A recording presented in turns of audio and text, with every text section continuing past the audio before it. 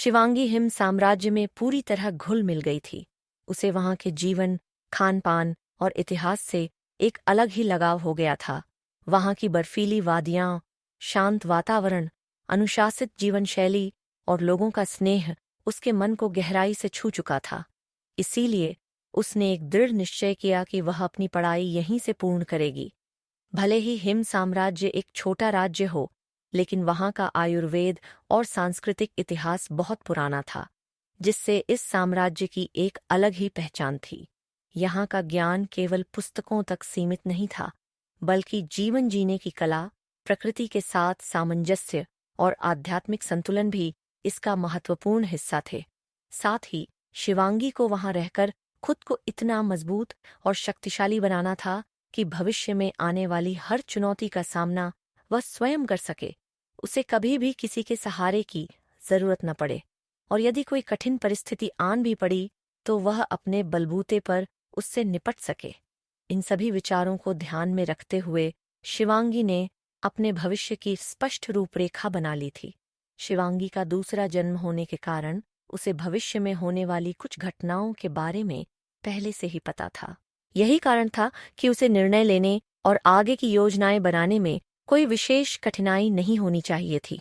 फिर भी वह हर कदम बहुत सोच समझकर उठा रही थी, क्योंकि वह जानती थी कि एक छोटी सी गलती भी भविष्य की दिशा बदल सकती है। जब महाराज अशोक को यह पता चला कि शिवांगी अपनी आगे की शिक्षा हिम साम्राज्य में पूरी करना चाहती है, तो वह बहुत खुश हुए, क्योंकि इससे उन्हें अपनी नातिन के साथ अधिक समय बिताने का अवसर मिल गया। उनके चेहरे पर वर्षों बाद सच्ची खुशी दिखाई दे रही थी। उन्होंने तुरंत महाराज अभय को एक पत्र लिखा, जिसमें शिवांगी के निर्णय और उसके वहां रहने की योजना का विस्तार से उल्लेख किया गया। लेकिन जब वह पत्र महाराज अभय को मिला तो उन्हें इस पर बहुत गुस्सा आया। वह चाहते थे कि शिवांगी को तुरंत भैरव साम्राज्य वापस लाया जाए। पत्र पढ़ते समय उनके चेहरे पर चिंता, निराशा और क्रोध तीनों भाव स्पष्ट दिखाई दे रहे थे। परंतु यादव जी के समझाने के बाद उन्हें एहसास हुआ कि शिवांगी उनसे नाराज है। ऊपर से अचानक मिली बहन के कारण वह और भी ज्यादा निराश हो गई है। इसलिए उसे कुछ समय के लिए एकांत की जरूरत है। यादव जी ने शांत स्वर में समझाया कि यदि शिवांगी को कुछ समय वहां रहने की अनुमति दी जाए तो वह इन सभी बातों पर अच्छे से विचार कर सकेगी और उसकी नाराजगी भी धीरे धीरे कम हो सकती है। महाराज अभय यादव जी की बात समझ रहे थे। आखिरकार उन्होंने दुखी मन से शिवांगी को वहां रहने की अनुमति दे दी। हालांकि यह निर्णय लेना उनके लिए बिल्कुल भी आसान नहीं था। एक पिता के रूप में उनका मन हर पल अपनी बेटी को वापस बुलाने के लिए व्याकुल हो रहा था, लेकिन वह जानते थे कि कभी कभी प्रेम का अर्थ किसी को रोकना नहीं, बल्कि उसे उसके निर्णय लेने की स्वतंत्रता देना भी होता है। वहीं जब यह बात प्रिया को पता चली तो वह कुछ देर सोच में पड़ गई कि अचानक शिवांगी ने ऐसा फैसला क्यों किया। लेकिन उसने इस बात पर ज्यादा ध्यान नहीं दिया। इसके बजाय वह इस सोच से खुश हो गई कि अब शिवांगी वहां नहीं है। अब वह आसानी से सभी के दिलों में जो स्थान शिवांगी का था उसे छीन सकती है और उनके मन में उसके प्रति नाराजगी और गुस्सा भर सकती है। इससे जब भी शिवांगी वापस आएगी तब भी उसकी योजनाओं में कोई बाधा नहीं आएगी। यह सब सोचकर प्रिया बेहद प्रसन्न थी। उसके चेहरे पर एक हल्की रहस्यमयी मुस्कान फैल गई। वह मन ही मन अपनी अगली योजनाएं बनाने लगी। समय बीतता चला गया, लेकिन शिवांगी के वापस लौटने का कोई इरादा नहीं था। बीते समय के साथ महाराज अभय के मन में निराशा बढ़ती जा रही थी, लेकिन वह कुछ नहीं कर पा रहे थे। वह कई बार शिवांगी को पत्र लिखते, फिर उन्हें अधूरा छोड़ देते।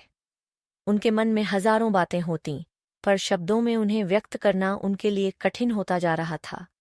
वहीं दूसरी ओर शिवांगी अपने लक्ष्य को पाने के लिए कठिन से कठिन प्रशिक्षण ले रही थी। वह सुबह से लेकर देर रात तक अभ्यास करती, कभी युद्ध कला का प्रशिक्षण, कभी आध्यात्मिक शक्तियों का अभ्यास और कभी रणनीति की शिक्षा। उसने अपने जीवन का हर क्षण स्वयं को बेहतर बनाने के लिए समर्पित कर दिया था। इस दौरान राजकुमार विक्रम उसकी बहुत सहायता कर रहे थे। वह न केवल उसके बड़े भाई की तरह उसका मार्गदर्शन करते थे, बल्कि हर कठिन परिस्थिति में उसका मनोबल भी बढ़ाते थे। धीरे धीरे दोनों के बीच विश्वास और सम्मान का रिश्ता और भी मजबूत होता चला गया। 6 साल बाद बीते समय में बहुत कुछ बदल चुका था। राजकुमार विक्रम का विवाह हो चुका था और अब वह हिम साम्राज्य के महाराज बन चुके थे। उनके व्यक्तित्व में पहले से कहीं अधिक गंभीरता और परिपक्वता आ गई थी। वहीं महाराज अशोक अपना अधिकांश समय शिवांगी को युद्ध नीति, राजनीति और आध्यात्मिक शक्तियों की शिक्षा देने में लगाने लगे। वह अब केवल उसके नाना नहीं रहे थे, वह उसके गुरु बन चुके थे और साथ ही उसके सबसे अच्छे मित्र भी। उनके बीच एक ऐसा रिश्ता बन गया था जिसमें सम्मान, स्नेह, विश्वास और समझदारी चारों का अद्भुत संतुलन था। इन वर्षों में शिवांगी भी बहुत बदल चुकी थी। वह अब पहले की तरह ज्यादा किसी से घुलती मिलती नहीं थी। उसका व्यक्तित्व पहले से कहीं अधिक शांत, गंभीर और रहस्यमयी हो गया था। उसकी आंखों में एक अलग ही आत्मविश्वास दिखाई देता था। वह कम बोलती थी, लेकिन उसके शब्दों में इतना प्रभाव होता था कि हर कोई ध्यान से उसकी बातें सुनता था। लेकिन उसके इस बदले हुए स्वभाव के बावजूद पूरे साम्राज्य की प्रजा के दिल में उसने अपने लिए एक अटूट स्थान बना लिया था। कोई भी उसे वहां से हिला नहीं सकता था। हर किसी के मन में शिवांगी के प्रति प्रेम, सम्मान और निष्ठा थी। वह अब केवल एक राजकुमारी नहीं रह गई थी, बल्कि हिम साम्राज्य की आशा, शक्ति और भविष्य का प्रतीक बन चुकी थी। एक बड़े से मैदान में कोई तलवार लिए युद्ध कर रहा था। चारों ओर धूल उड़ रही थी। हवा की तेज सरसराहट के बीच लोहे की तलवारों के टकराने की आवाज पूरे मैदान में गूंज रही थी। उसने काले रंग का योद्धाओं द्वारा पहना जाने वाला कवच धारण किया हुआ था। उसके सिर पर एक बड़ा मुखौटा था, जिससे केवल उसकी आंखें दिखाई दे रही थीं। वह एक साथ 20-25 योद्धाओं से लड़ रहा था। उसके दोनों हाथों में तलवारें थीं, जो बिजली की तेजी से चल रही थीं। उसकी हर चाल इतनी सटीक और तेज थी कि सामने वाले योद्धा उसके अगले कदम का अनुमान तक नहीं लगा पा रहे थे।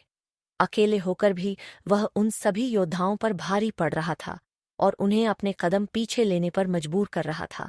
उसकी तलवारें हवा को चीरती हुई आगे बढ़तीं और हर बार अपने लक्ष्य तक पहुंचता। उसके आसपास मौजूद योद्धाओं के चेहरों पर थकान और भय साफ दिखाई दे रहा था, लेकिन वह काले कवच वाला योद्धा बिल्कुल शांत था। उसकी सांसें तक नहीं फूल रही थीं, मानो यह कठिन युद्ध नहीं, बल्कि उसके लिए एक साधारण अभ्यास हो। अंत में उसने मात्र 10 हमलों में ही उन सभी योद्धाओं को धराशायी कर दिया। एक के बाद एक सभी योद्धा जमीन पर गिर पड़े थे। पूरा मैदान कुछ क्षणों के लिए बिल्कुल शांत हो गया और वह काले कवच में लिपटा योद्धा तलवार लिए बीच मैदान में खड़ा था। तभी पीछे से किसी की आवाज आई, राजकुमारी, पिता महाराज और महाराज ने आपको जल्द आने के लिए कहा है। सभी आपका डाइनिंग एरिया में इंतजार कर रहे हैं। यह सुनकर वह काले कवच में लिपटा योद्धा उसकी ओर बढ़ा। उसकी चाल तेज, आत्मविश्वास से भरी और बेहद प्रभावशाली थी। चलते चलते उसने अपनी तलवार आगे बढ़ाई, जिसे एक सेवक जल्दी से पकड़ने के लिए आया। बिना रुके वह आगे बढ़ता ही जा रहा था। उसने तुरंत अपना कवच उतारकर बाजू में खड़े नौकर को दे दिया और फिर अपना मुखौटा उतार दिया। जैसे ही मुखौटा हटा, चांदी जैसे सफेद लंबे बाल हवा में लहराते हुए नीचे गिरे, जो उसकी कमर के नीचे तक आते थे। उसकी नीली आंखें सूरज की रोशनी में समुद्र की तरह चमक रही थीं। उसके चेहरे पर एक अनोखा आकर्षण था, जिसमें कठोरता और सौम्यता दोनों का अद्भुत संतुलन दिखाई दे रहा था। हाँ, यह और कोई नहीं बल्कि हमारी राजकुमारी शिवांगी थी। राजकुमारी शिवांगी अब एक सुंदर, मनमोहक युवा युवती बन चुकी थी। उसकी सुंदरता देखकर कोई भी उस पर मोहित हो सकता था, लेकिन उसकी सबसे बड़ी विशेषता उसकी सुंदरता नहीं, बल्कि उसका व्यक्तित्व था। उसके चेहरे पर आत्मविश्वास, आंखों में दृढ़ता और पूरे अस्तित्व में एक अलग ही आभा थी। काले कवच में उसकी भव्यता और अधिक निखर रही थी। उसकी शारीरिक रचना स्पष्ट दिखाई दे रही थी, जिसे देख कोई भी दीवाना हो सकता था। लेकिन उसके व्यक्तित्व की शक्ति इतनी प्रभावशाली थी कि लोग उसके सौंदर्य से पहले उसके सामर्थ्य का सम्मान करते थे। वह पूरी गति से चलते हुए डाइनिंग एरिया की ओर चली गई। डाइनिंग एरिया में 2 पुरुष, 1 महिला और एक 1.5 साल का छोटा बच्चा बैठा हुआ था। वे थे महाराज विक्रम, उनके एक तरफ महाराज अशोक और दूसरी तरफ उनकी पत्नी महारानी सोनाली। उनकी गोद में एक छोटा प्यारा सा बच्चा था जो महाराज विक्रम और महारानी सोनाली का बेटा राजकुमार धीरज था। छोटा धीरज कभी अपनी माँ की उंगली पकड़ रहा था तो कभी अपने आसपास रखी चीजों को उत्सुकता से देख रहा था। वहां का वातावरण बहुत स्नेहमय और पारिवारिक लग रहा था। डाइनिंग एरिया का दरवाजा खुला और शिवांगी अंदर आकर उन सभी को देखने लगी।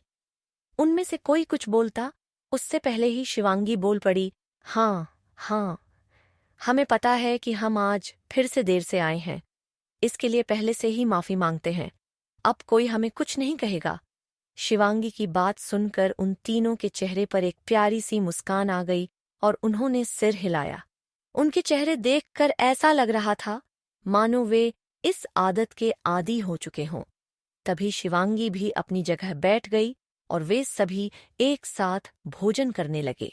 कुछ पल तक वहां केवल बर्तनों की हल्की आवाजें और शांत वातावरण बना रहा। तभी महाराज अशोक बोले, शिवांगी, तुम्हें एक बात बतानी है। शिवांगी उनकी ओर देखती है जैसे पूछ रही हो, क्या? महाराज विक्रम कहते हैं भैरव साम्राज्य से पत्र आया है। शिवांगी बिना हिले पूछती है, तो? उसके चेहरे पर कोई विशेष बदलाव नहीं आया, मानो उसने पहले से ही अपने मन को हर प्रकार की खबर के लिए तैयार कर लिया हो। महाराज विक्रम गंभीर स्वर में दोहराते हैं, तुम्हारे पिता महाराज अभय प्रताप सिंह का पत्र आया है। यह सुनते ही कुछ क्षणों के लिए वातावरण बदल गया। भोजन कक्ष में एक अजीब सी खामोशी छा गई। सभी की निगाहें अनायास ही शिवांगी पर टिक गईं। लेकिन शिवांगी के चेहरे के भाव पढ़ पाना हमेशा की तरह आज भी आसान नहीं था। उसके मन में क्या चल रहा था यह कोई नहीं समझ पा रहा था। क्या महाराज अभय ने पत्र में शिवांगी को वापस बुलाने की मांग की है? क्यों शिवांगी के लौटने की बात होते ही प्रिया बेचैन हो उठी? कैसे शिवांगी इस नए मोड़ का सामना करेगी? लौटेगी या हमेशा के लिए दूर रहेगी? आगे क्या होगा जानने के लिए अभी पढ़िए अगला चैप्टर।